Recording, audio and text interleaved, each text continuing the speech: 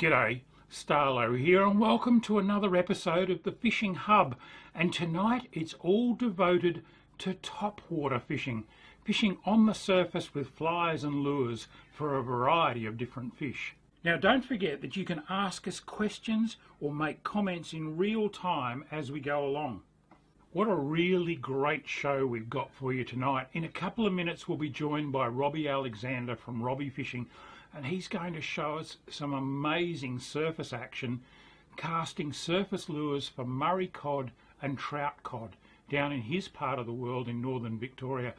You know, catching Murray cod on surface lures, it is just a most amazing experience, whether you actually stay connected to them or not. Here's a little clip that I managed to capture on Copeton Dam in northwestern New South Wales a couple of years ago of a cod well over a metre smashing my surface lure. Listen to the boof.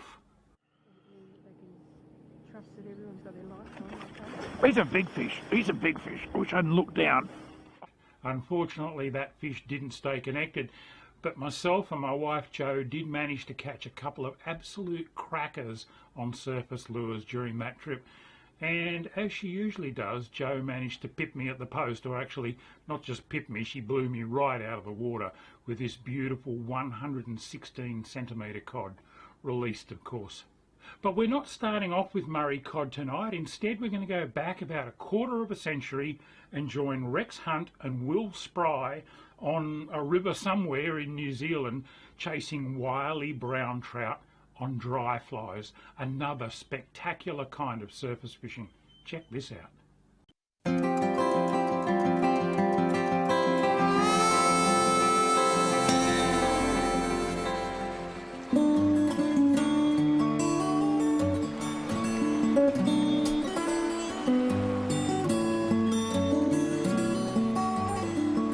Let's go moving back down here. Yeah. You see him? Yeah, I can. Moving up slightly, just on the edge of the shadow there.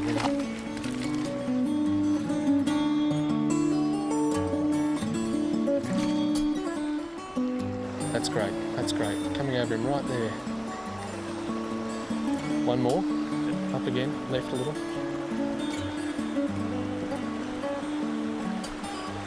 Let it go. Slightly to the right again. There. Okay, we'll try a change. Change of fly? Yep. Right.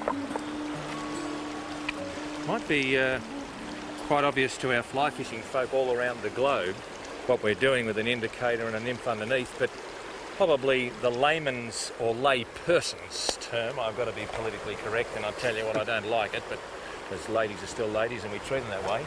But quite seriously, layman's terms, lay fisherman's terms about Yes. what we're doing. Right.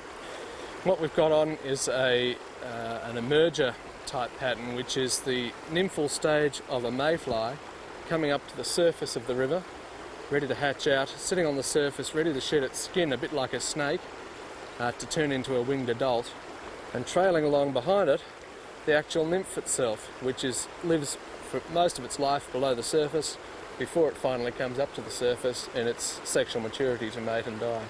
I suppose, folks, a lot of you would think, gee, the trout rise to the dry fly. I suppose it's fair to say that a majority, probably over 90 or 95% of the trout's food is taken under the surface of the water. Quite true.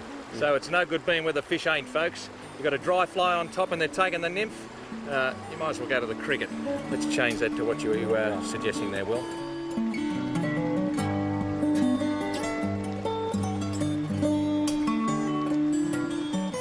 Look at this. There he is. Well, folks, what we have here is a real good example of rejection. And when we speak about selective feeding, they just don't commit suicide, Will. No, not at the best of times, Rex. So what do you do when you continually get a knockback and he's clearly not interested at this stage? I like to have a pause, give them a break for 5 or 10 minutes. Well, we've done that.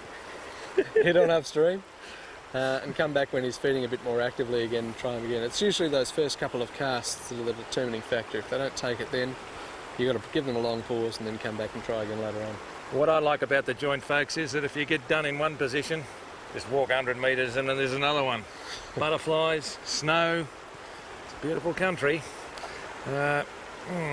I might be going fishing. I might move over here. Fantastic. Come on, Will. Sneak up to this current a bit here. Try it on the drop here, Rex, where it goes from shallow into deep. Good length. Good one. Right under you. Now. There it is, strike. Good shot. Well done. He inhaled that, didn't he? Nice fish too. Didn't he inhale that? Beautiful. Oh, lovely Brilliant. brown. Here he comes. Didn't he just inhale that? Nice shot. Whoa, And he's wagons ho! Look at my two blokes down there getting out of the way. You idiots! Have a look at them. You idiots! Oh, wagons ho! Come on, Will. Good fish. Nicely done, Rex. You got him on the run now. Oh, gee whiz. You idiots! Well done. Oh, how good's that? Oh, boy. Didn't he inhale that? Oh, nice fish too, Nicely done, Rex. Oh. Good cast, Rex. Terrific. Yeah, look at that. Yep, you got him there. Hey, a beautiful male brown. Oh, He's leading you on a merry is he? chase. What? Look at this. Here he goes again. tell you what, Oh, no wonder you love it here, mate. he likes me. Oh, look at this. Shall we Look grab at some this. forceps, Rex, and grab him for you? Sure, don't Yep. worry. Hey, well done. Look at that. Nice fish. Look at that. I tell you what, I just That's a might, pretty one. I You just do. might just do that for Brendan and the viewers around the world, because that's what it's all about. That's what it's all about. I'll just let him down. Oh, South Island, I tell you what, you've won me. Look at that. Doesn't come any better than that. That's a I'll just ripper. let him down and you can do the forceps job. All right. Good You're on you. going to give this one the kiss, Rex. Oh, I certainly am. Well, look how easy that's hooked. We've been at it most of the day, folks. And I can tell you now, perseverance has paid off for us. The guide has seen fish that I didn't even know existed. The bush and the human incinerator, as usual, have made fools of themselves. There he goes. But folks, how do you like our working conditions? With a view like that, and with you people, you don't get much better than that. What a beautiful, beautiful fish. Oh, Will Spry, Rexy shouts tonight. Congratulations, Good young job, man. Rex. Nicely Congratulations. done. Nicely done. Fantastic. That's what fishing's all about.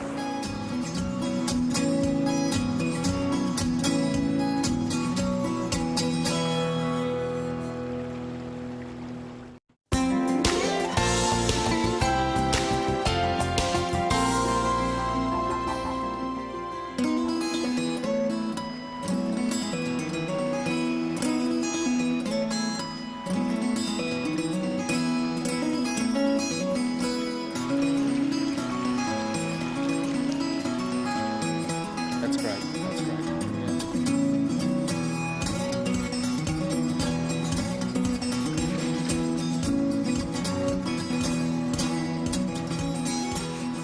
You know, folks, even a fellow like me who's been all around the world fishing, I reckon one of the great advantages in coming somewhere new is hiring the services of a guide. And then what happens is, if you're casting your selection to a trout and it's just rejecting it, you can go to the guide and he can sort of give you some advice on what the fish might be taking. He's gone. He's gone. The added advantage is, folks, if you don't catch a fish, you blame the guide. Thank you very much.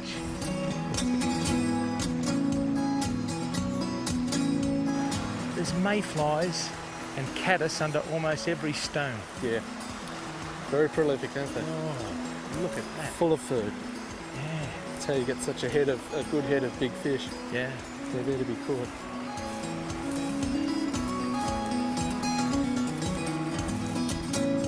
Another 1.5 meters this side. We're going to get far across. Back up in here. Well, Will, it's probably a good time to explain to our viewers why I'm not hooked up, because I don't know either. I can't cast any better than that. I'm not a great caster, but I think I've done well enough. Rex, from my thinking, he's feeding in a very specific line, looking very specific at food, and unless we can match the lay that he's in, spot on, we're a bit unlikely to pick him up.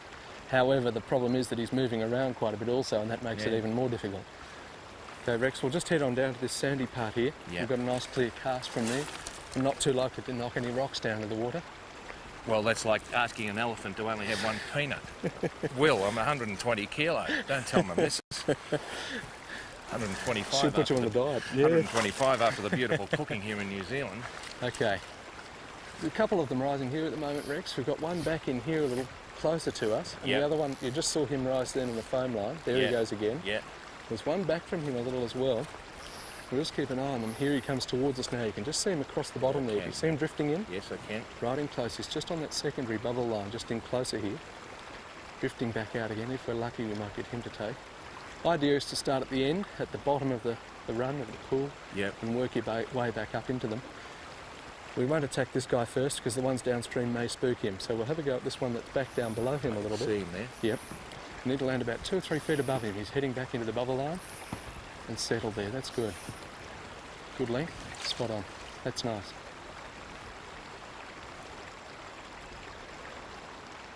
Strike there, Rex. Good shot. You got him. Nice one. Good shot. Now that's perseverance, isn't it? Look at that. I reckon that's a little rainbow there. It's a rainbow. nice rainbow. It is too. Yep. Gee, didn't he? There he is. He might have actually. Oh, look at him go. Wacko. He's got a bit of pull, hasn't he? I reckon we've been fishing for a brown, but I reckon he might have just come He in from could've- behind and said, "Mate, if you're not going to take it, I am." Yeah, Move." seemed to slip in behind that guy, didn't he? Good shot. It's a little bit like a vegetarian at a barbecue saying, "I'm not going to have that steak," and I say, "Well, get out of the road, Cyril. It's mine."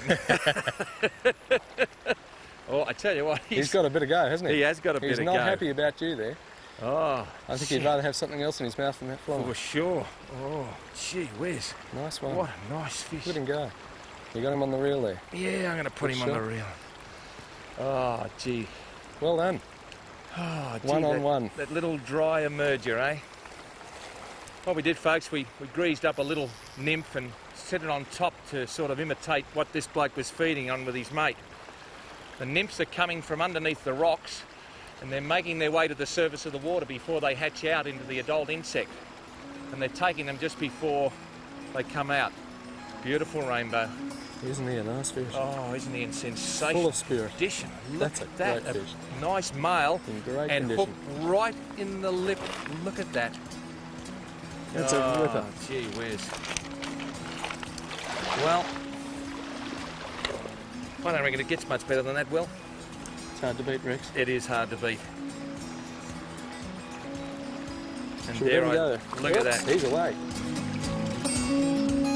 But without sort of dwelling on the moment and getting a bit emotional about Dad, I reckon if he's looking down on us today, he'd be proud of you because you set this up. And I reckon he'd say that bald-headed fellow with the beard's come a long way since he bought his old Black Queen Jarvis Walker right up to my joint 20 years ago. I think so. Will Spry, the son of a gun, continuing on a family fly fishing tradition. It don't get much better than that, folks.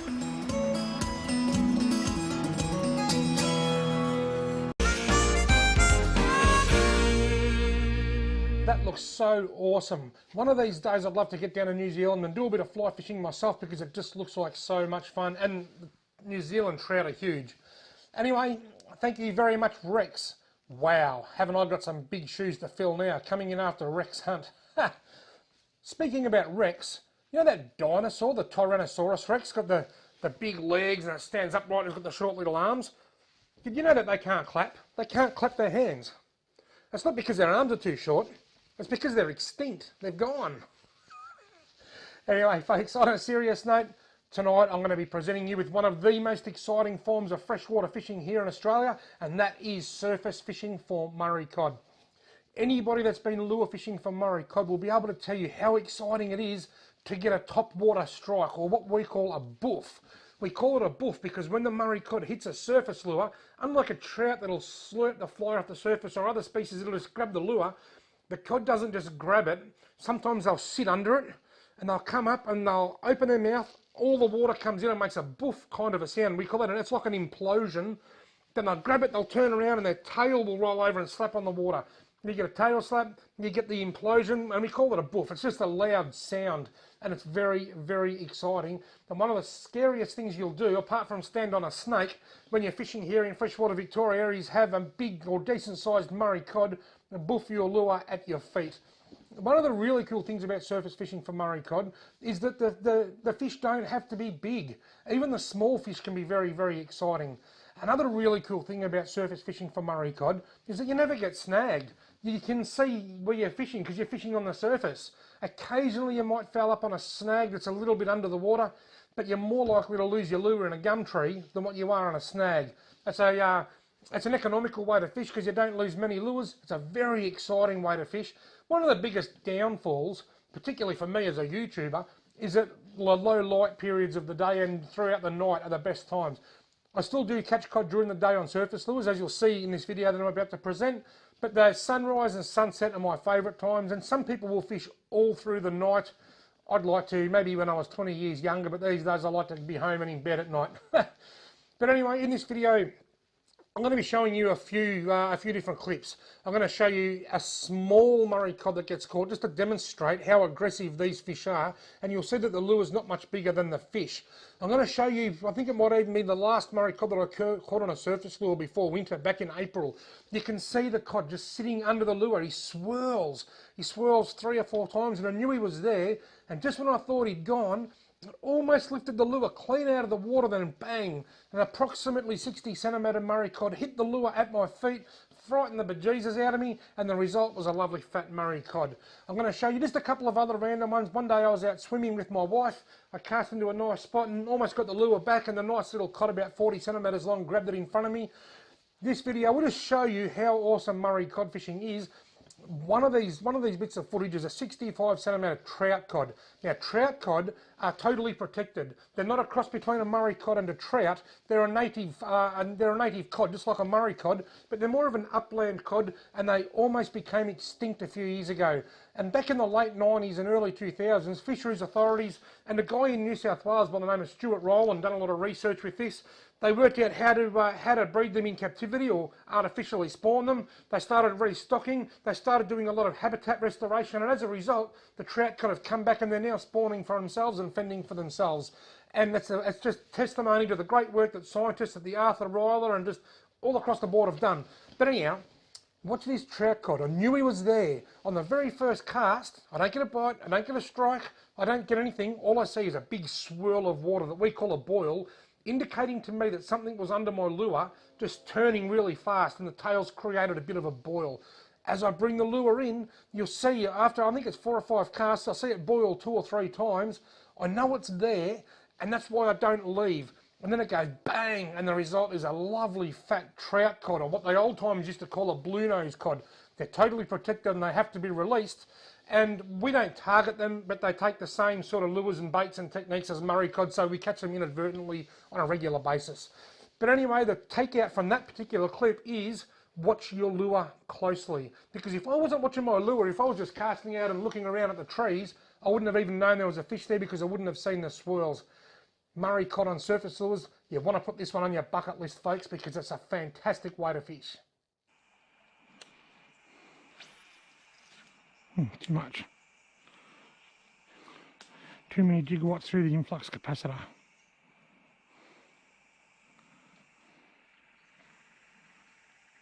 I'll get a fish tonight. I can just feel it. Oh, I got him. Look at that. Told you I could feel it. Right on cue. Gee whiz, I wasn't even looking. Wow. I said it because I could hear a Perrin's tree frog singing in a tree behind me. That, and I thought, I'm going to get a fish tonight. And just as I said it, bang! The little air frog munching goodoo. Oh, what a ripper.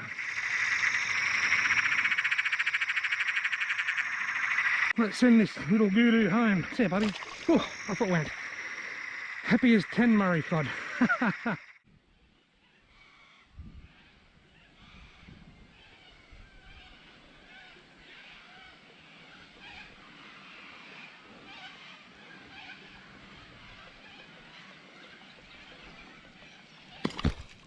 Oh, geez, that didn't frighten me much. Got him! Got him!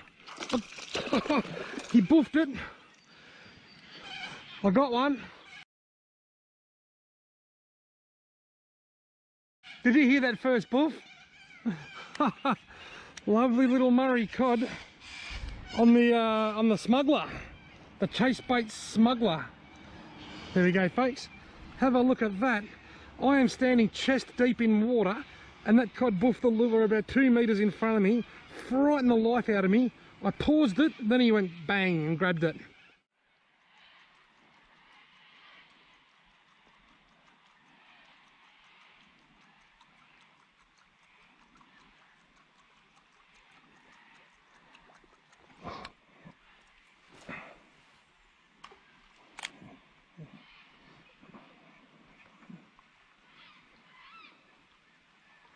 Oh, Tim, I just something swirled under me lure.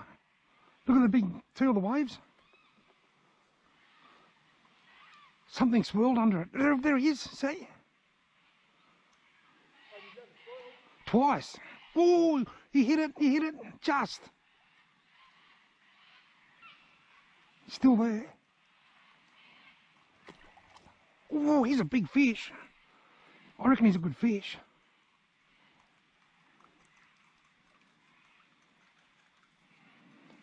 Got him! Look at that! Whoa! He's not a monster, but he's not a bad fish. Look, Tim. Did you see that?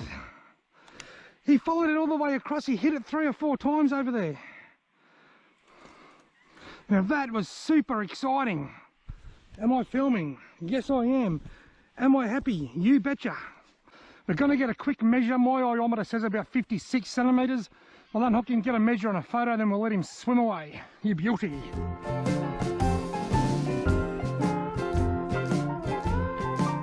Well, folks, I stuffed up a little bit with the camera. I still haven't got the hang of this GoPro business yet. Tim measured it. It was 53 centimetres. The iometer was out by 3 centimetres. And I released him right there. You're going to have to just take my word for that. And you can still see a few bubbles where he swam off. I was in photo mode, but thankfully I was in video mode for the hookup. I've got the hookup and I've got a photo of you measuring it, Tim, but I haven't quite got the release because of a camera malfunction. Photo mode instead of video mode. I don't care, I'm just happy to have caught that magnificent Murray cod late in April. You beauty.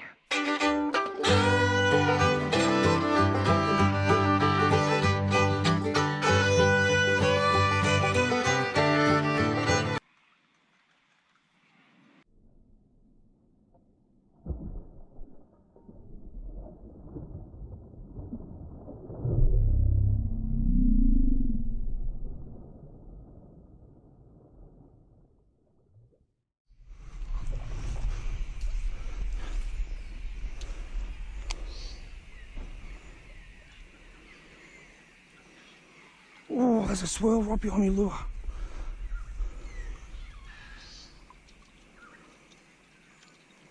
The fish just swirled right behind my lure. Oh, lightning was close. Right about there.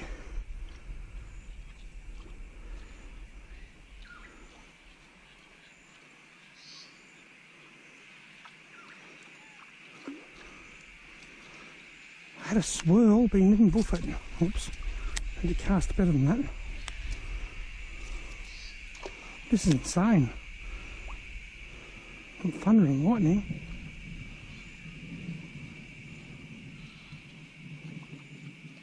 Oh, he swirled again. He swirled. There's another swirl just on the downstream side of it.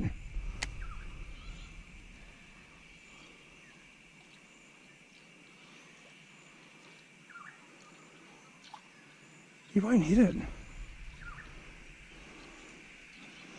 He's swirling around it, but he won't actually hit it. Got him. You hit it that time? Oh, yeah. Yeah, he's a nice fish too.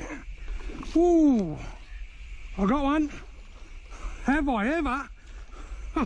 Oh, he's a ripper. Whoa, that was an exciting. Look at this. I think it's a big trout cod. It's a big something, whatever it is. Whoa, look at this. Whoa! That has got to be close to 65 centimetres of trout cod. That is that's a massive trout cod, so fat. Can you come and get a photo for me, bro? Take it on the Depths Buzz Jet. And I had a nice decent boof under this log on cod opening, and I reckon it's the same fish. What a ripper! You should have seen it. He swirled under it several times.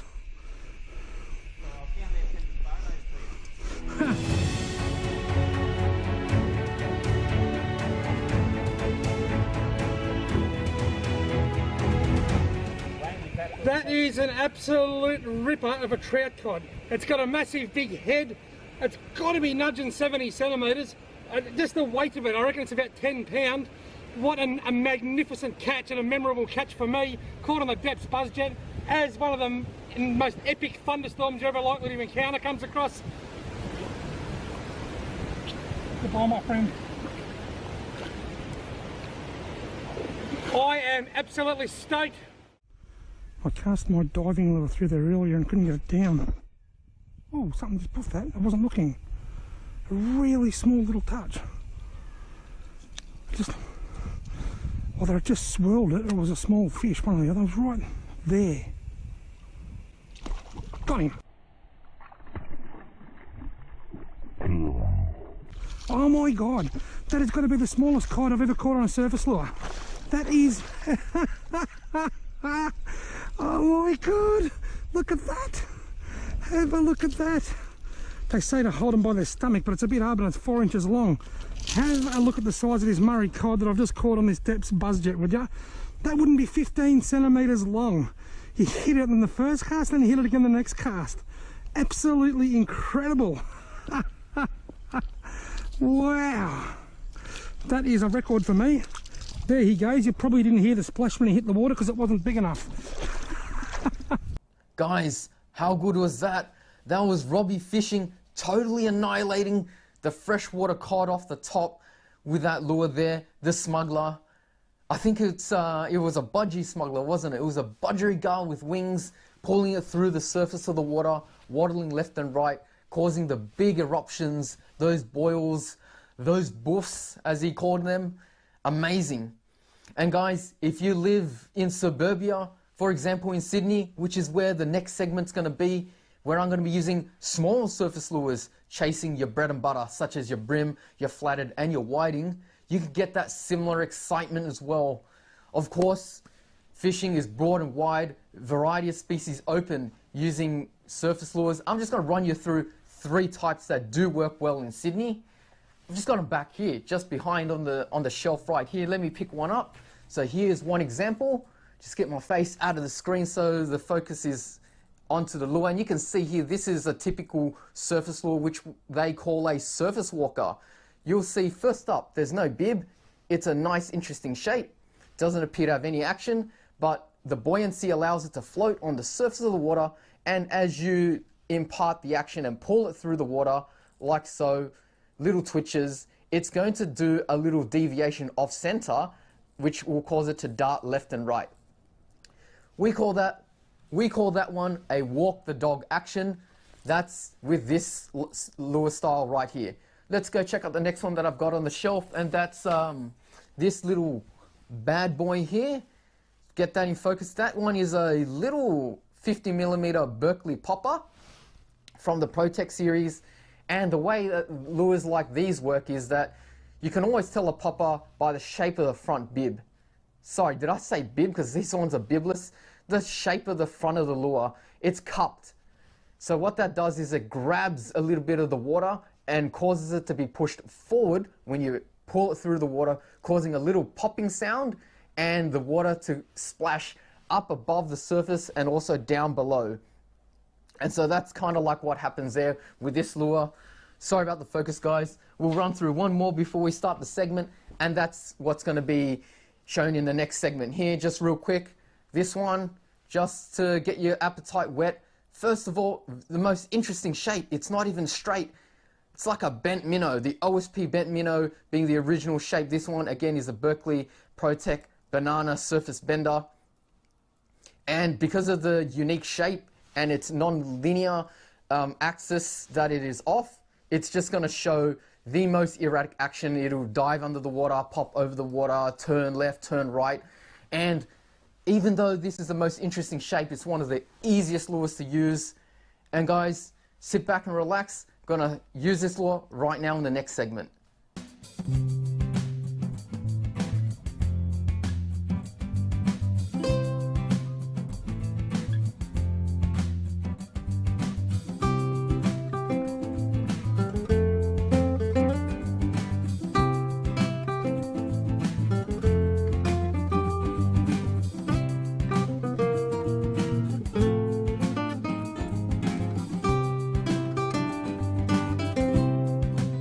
Shroom on the Parramatta River today. Back for another round using the Berkeley Protect lures. Check this out right in the bag here.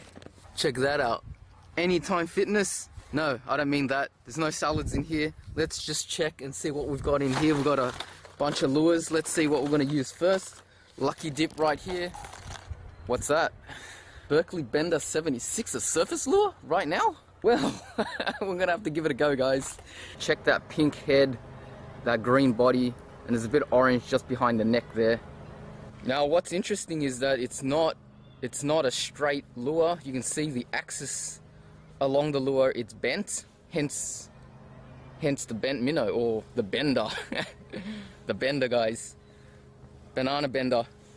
So what's good about these lures is that because of the bent shape, you've got a really erratic action there. I see that there's mullet that I'm approaching right now.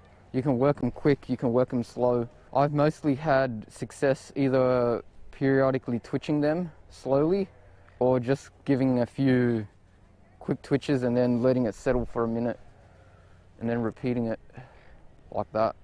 This probably isn't the greatest color for this kind of water, more like a sandy flats kind of lure. I'm fishing pretty much over mud in really brown waters. All right, we spent about 20 minutes fishing at the last spot. Wasn't feeling too confident with the water level, so I've moved to another bay. All right, here we go, first cast.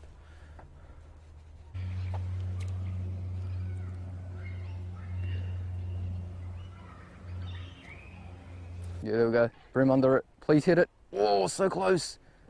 Come on, little guy. There's definitely brim on the left there. We'll leave it there. Just one twitch. Let's see. Come on, strike. Strike, buddy. There's like 10, 20 brim there. Come on. There we go. That was a hit. See that? Brim. I see it. I just saw that brim.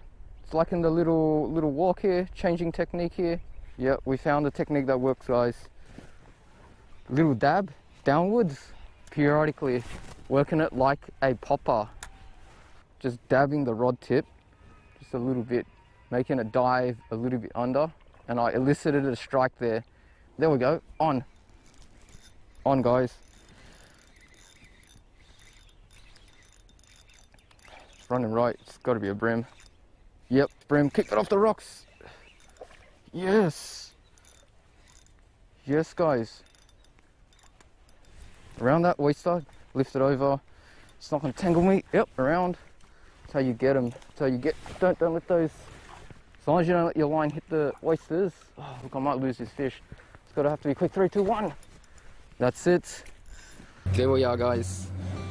So you just popped right out, huh? The pink chartreuse. Amazing looking color. Love these colorful things. We're gonna have to let this little guy go, mate. You've gone through enough. Plucked you out of the top of the water column. See you later, mate.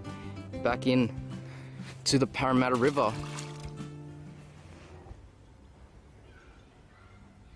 Let's pop our heads around this corner, guys.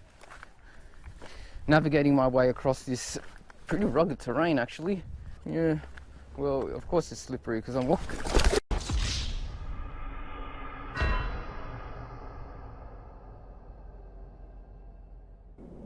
Come on, we want to get a brim today on this Protect Bender, 76mm, in that dazzling color.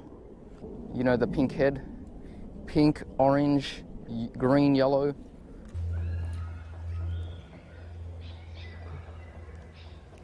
Surprising. There we go. On. What was that? Like a barrel right out of the water. Come here, little dude. You. Back out here the next day, guys, after taking critical damage, taking that slam yesterday on the gear, but we're back out here today with the brim. You. Right, another spot. We are moving around, trying to complete this challenge. Got 2 fish on it already, 2 brim, but I want to get at least 1 more. Obviously conditions are horrendous, but you know, what can you do? These are the cards that I got dealt with. That's the conditions of the challenge.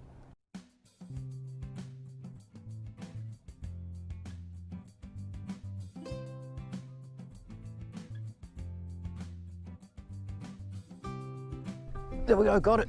Yep, got it. What is that, whiting? Yep, whiting, 3, 2, 1. You! We just got him, guys. Yes! 3 fish for the challenge. Yes, yes, yes. Oh, slam the bag down. Pumped. That's it. I don't care what size it is. I don't even care that it's not a brim. I don't care. Yeah. Woo. Little whiting. Off you go, buddy. Yes. Guys, what do you think about this lure challenge? Thanks for your support as always, and I'll catch you in the next video.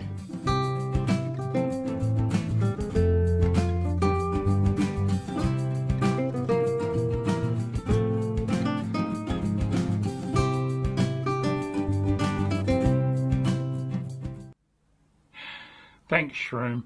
How contagious and infectious is Shroom's enthusiasm for fishing?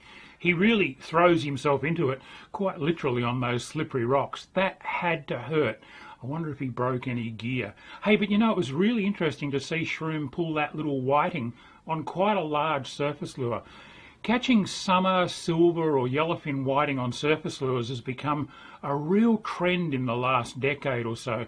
It was pioneered by people like Kevin Gleed and Bushy, but it's now become mainstream and a lot of people are getting into it, but some still struggle with it. And for that reason, I put together this YouTube instructional clip to show you how best to target those whiting on surface lures, particularly when you're wading or walking the banks. Have a look at this.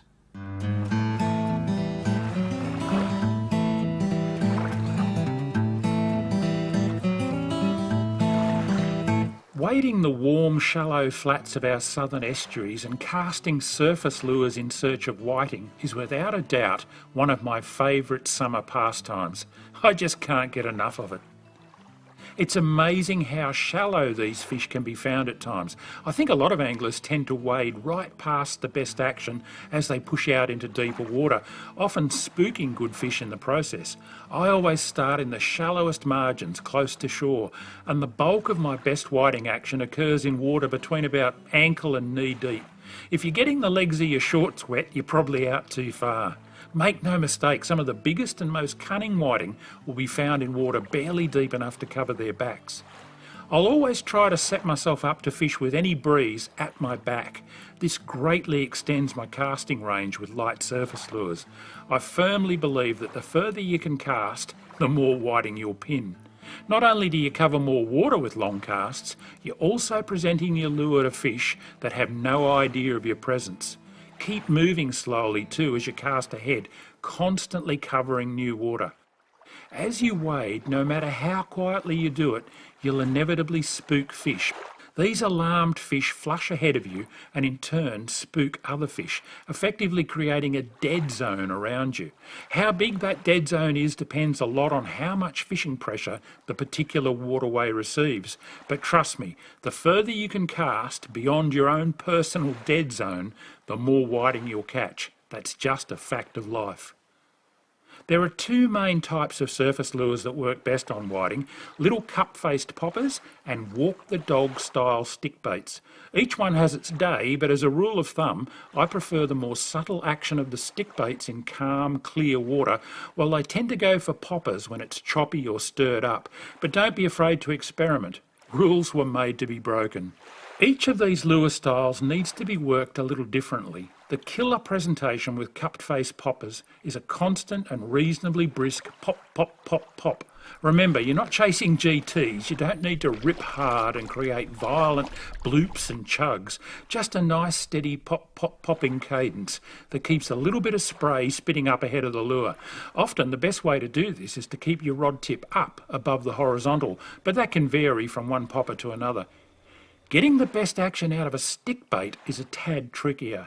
It involves bouncing or twitching the rod tip rhythmically while cranking the reel at a steady, slow to medium pace.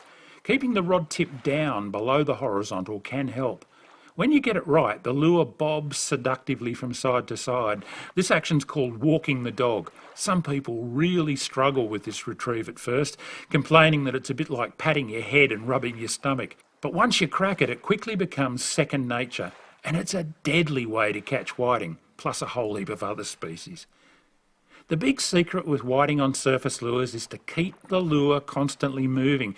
Don't pause it and let it sit like you might for brim or bass. Keep it popping or bobbing along, even if the fish are slashing and chopping at it. If you stop, 9 times out of 10 a following whiting will lose interest and simply peel off. Of course, if you raise a brim instead of a whiting, it's a whole different deal, but we'll save that lesson for another time. So just to recap, don't ignore the really shallow stuff. Wade as quietly as you can, cast long with the wind at your back, and work your lures properly with a constant rhythmic action. I guarantee that once the water warms past 20 degrees Celsius or so, and the sand, silver or yellowfin whiting become really active up on the flats, you will start catching them this way. And when you do, you'll probably never want to catch them any other way. It's just too much fun. Until next time, tight lines and happy hunting. So there you go. Catching whiting on surface lures is not quite as difficult as a lot of people seem to think. If you follow the tips I gave you in that video clip this summer, I just about guarantee that you'll get some. And if you're wondering why I didn't catch any while I was making that, I did it at a time when they weren't really looking up and they weren't all that active. I find that the water needs to be at least 22 or 23 degrees before those yellowfin whiting start actively chasing surface lures. That's still weeks, maybe even a month or so away from me down here on the far south coast of New South Wales, although you'll notice I'm wearing a summer shirt this evening. It's actually starting to warm up. But for those of you living a bit further north, that action's probably already started. So be sure to get out there and give it a crack this summer, and we'd love to see some of you catches. Look, that's just about it for tonight, but we've got one more clip for you. We're going to dig back into the Rex Hunt TV archives again to join myself and Bushy at Wigram Island in the top end, up in the Northern Territory. I've got a fly rod popper on and I'm trying to catch queenfish, and Bushy has got that Black Death rod that became so famous. I know a lot of you love seeing the Black Death in action. Well, you're really going to see it in action tonight as Bushy rides shotgun to try and keep the sharks away from the queenies that I'm catching. Have a look.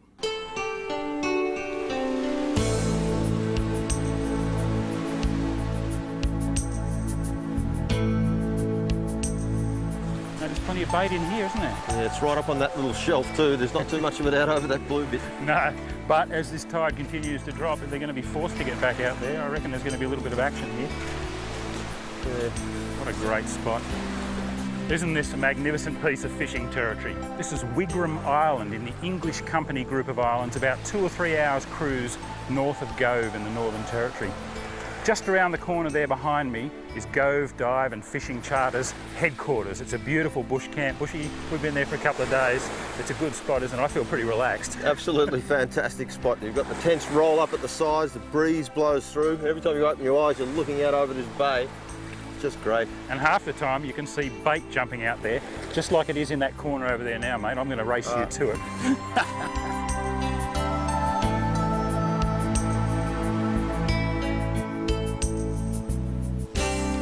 Yes! Oh, you're joking. Oh, right in close there too. It's not real big. What is it? Look at that. Yeah, what is it, Bushy? The spotted striped big mouth. Look at that for a mouth. Blimey, what a mouth. Yeah, that fish has got a fairly big mouth too. It's a white lined something. That's Groper. what I'd call it. It's certainly something in the groper clan. I tell you what, it nailed that fly. Just typical of this place though. Middle of the day, we've just had lunch back at the camp, wandered out and caught a little, you know, it's not a big fish, but it's just indicative of how much action there is around this place.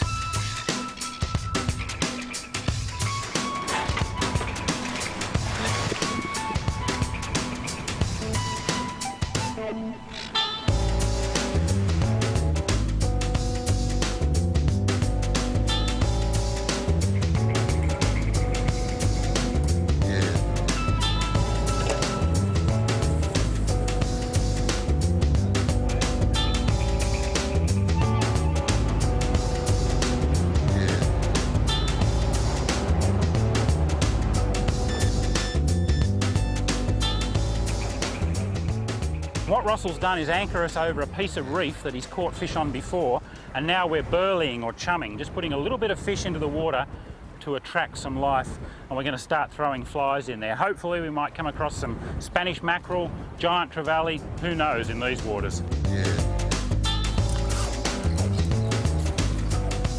I'm using a high density sinking line here to get the fly down nice and deep.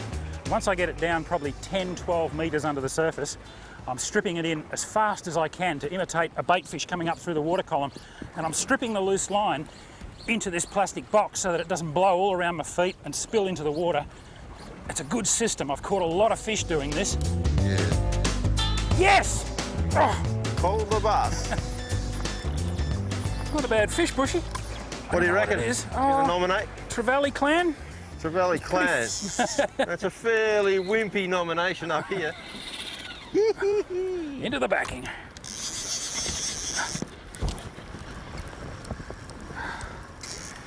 Ooh, he's a nice strong fish. See if he's got a mate with him, Bushy.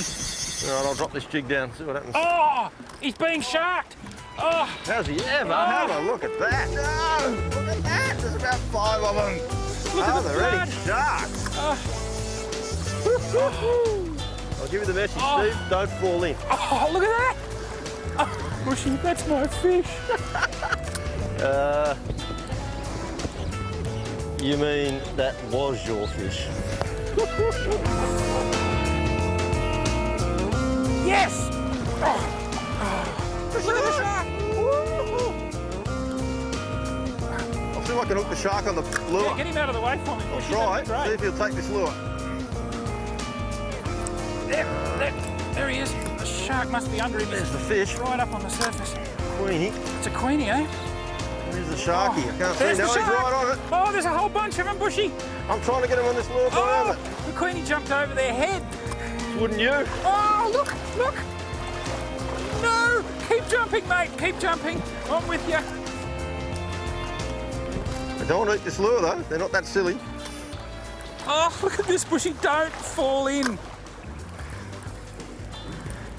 Jeez, look at that. Oh no. Oh, He's got it. Bushy. He's got it. Oh, Bushy, I got the shark. What's the record shark on a fly rod, Stevie? He's a big shark. Aren't they fast, those sharks? You know, like the queenie is going flat out and those sharks were turning with it. Yeah, they sort of surrounded it too. There's Yeah, about that's 4 true. of them there. And one's going one way and the other one got in front of him. He was history. Oh, Queenie. I just can't believe he won't let go unless the flyer's actually... Just got stuck into him. I'd say the hook's into him. Yeah, I'd Steve. say so. He would have bitten through the queenie by now. And you've got a wire trace on there, Yeah, obviously. short bit of wire. So I'm connected to a shark, like it or not. We'll see how he goes on the fly rod. He's a heavy beast. Funny, isn't it? They really know what's meat and what isn't. I had this big lure in there Yep. and just ripping it past them, and they guess didn't want to know about that. The difference with your lure is it didn't have a little trickle of blood coming out of the corner of its mouth, and it didn't just have that smell and vibration No, that the real McCoy has. certainly knew the difference. Oh, you might have finally spat it out, or what's left of it. See what comes up out of the briny. There's not much of anything left on here. And I'd say he's got it again. Oh, Bushy. Yeah, come on. There he is. Oh, 2 of them. 3 of them. 3 of them, Oh 4 no, of them. I've got him this time.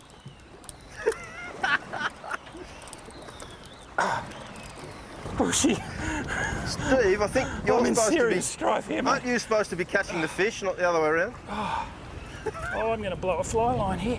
Careful. Got to get that drag off. Okay.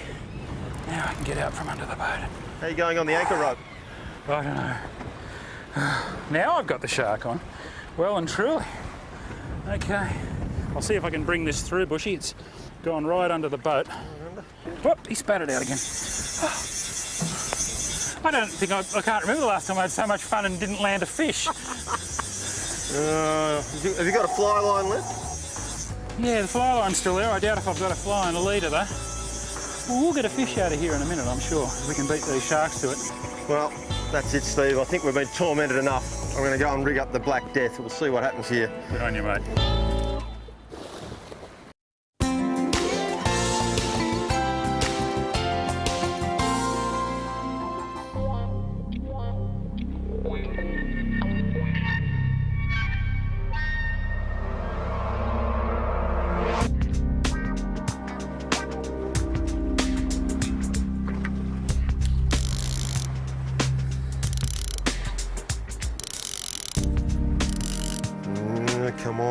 Black Death. Come on, you can do it.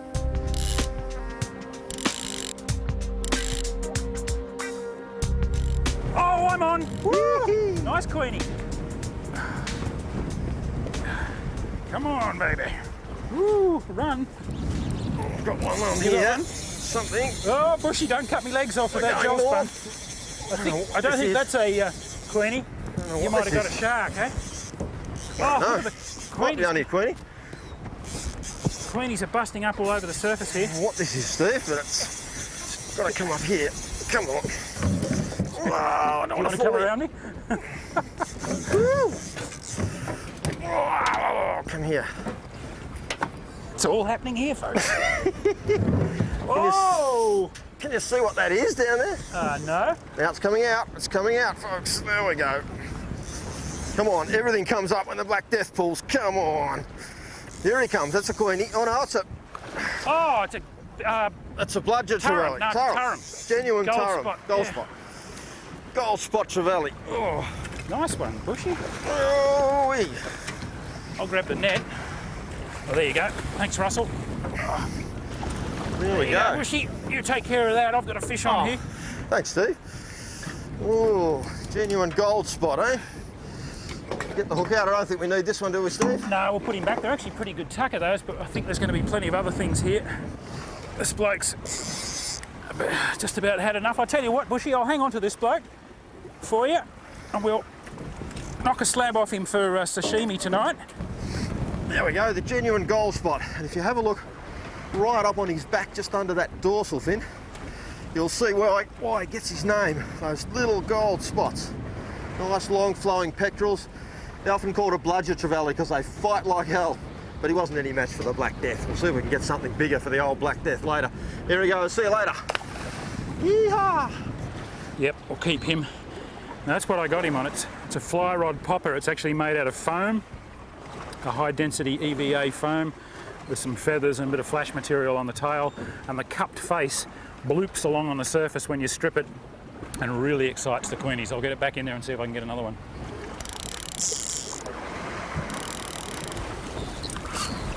Oh, here they are out to this side too. Right there, just over. Oh, are they? Oh yeah, so they are. That was a really good cast, wasn't it?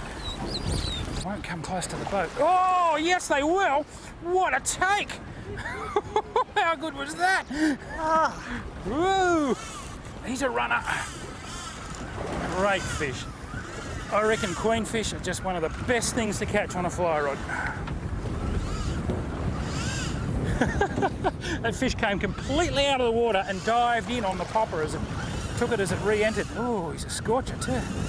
It's not a bad Queenie, this one. I think we're about to get a shark hook up, folks. Getting a nibble, I think. I think I've had a nibble. I think I've had a nibble. All right, for all the doubters out there, we'll see how good the old Black Death is. How long is it going to take to get this one up? Come on, Sharky. When you've got a fair bit of line out like this and you get into the backing and you start recovering it, it's important just to use your finger just to guide it backwards and forwards across the spool as you recover line so that it doesn't all pile up in a heap in one spot. What'll happen then is it'll collapse or it'll jam up against the inside of the reel. You don't have to put much finger pressure on it, just enough to guide it back and forth. Ooh, it's a good fish. Ooh, ooh. Ha! That didn't take long, did it? No, it did not. That has got to be You're the not worst going rod anywhere. in the known universe, Bushy, but it works, doesn't it? Oh, I'm trying. Come on, Black Death, you're not trying. It's only a little. Oh! What in there? Knocked him off. Oh, I don't think anything's busted. I don't know what's happened there. Oh no, it's gone through the. I had a wire trace, a short one, and then some 100-pound mono. It's got through the 100-pound mono with something. Oh. Probably its tail. Back or to the its drawing fingers. board. Yeah, it might have hit it with its tail. It wasn't that long. Well, looks like we'll have to have a longer piece of wire. Have another go.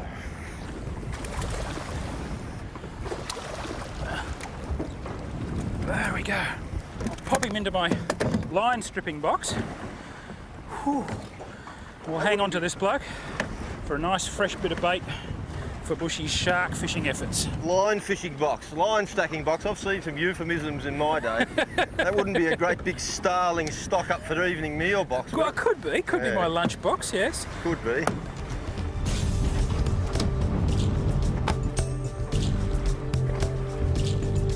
All right, now we'll see what we can do with these sharkies.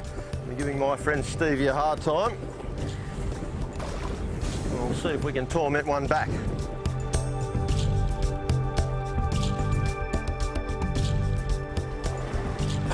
I think you're getting a nibble, mate. I cannot believe that rod. That has got to be the worst rod in the universe, but it works. I think you got him, Bushy. I think he's on. Ooh, he's going down, down, down. Hope there's not too much reach down there.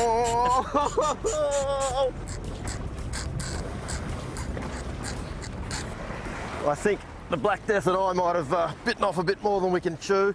He's coming a bit at a time. Bit at a time, Steve. You come in here, eat my friend Stevie's fish. Well, we've had a nice look at him. Now it's just a matter of Steve can get close enough to cut that wire so that we won't have much to encumber him while it sort of rusts out and he gets rid of it. I'll grab this heavy nylon. Yes, it doesn't matter if he busts off, Steve. Yeah. Just Here hang he on. is. Let's just have a close look at him. Oh, what a beautiful shark. Streamline, look at the teeth. And that evil, evil eye.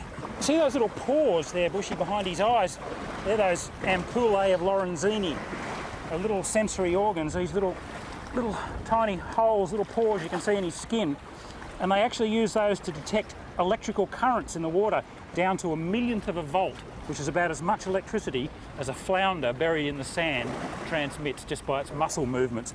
And it can pick up those very weak electrical currents and home in on all kinds of prey. You see the eye with the vertical pupil there. He's one of the whalers. I wouldn't even try and guess which whaler he is. There's that many in the family. And they're found all over the world. They're called bull sharks in some parts of the world, Galapagos sharks. There's a whole bunch of them. 5 gill slits, like most of the sharks. Anyway, I'm going to cut this wire, Bushy. I can get it quite close to his mouth, and that mild steel hook will just rust away fairly readily. I'm keeping my fingers away from the bitey bits. Whoa! Off like a shot. I'll tell you what, that's been about as good a session as you can have with as fewer fish as we got into the boat. Bushy, we've been watching everything else feed. How about we go back to the bush camp and have a feed ourselves?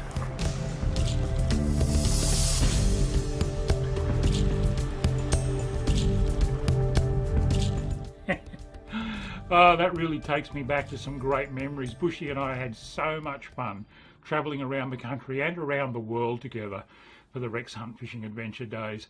That's it for tonight. We really hope you've enjoyed the show. Thanks for spending some time with us. Thanks for all your wonderful questions and comments that have been coming in on all of our YouTube channels, because don't forget, this is streamed simultaneously on my Starlo Gets Real channel, on Rex's Rex Hunt Fishing Adventures channel, on Shroom's Shroom Fishing channel, and on Robbie Alexander's Robbie Fishing channel. Make sure you jump on there, give them all the big thumbs up and subscribe to them all, because we're all bringing out new videos all the time and we'd love to see you on there. I guarantee we'll have a prize for you next week as well, so you won't want to miss that. Until then, this is Starlo wishing you tight lines.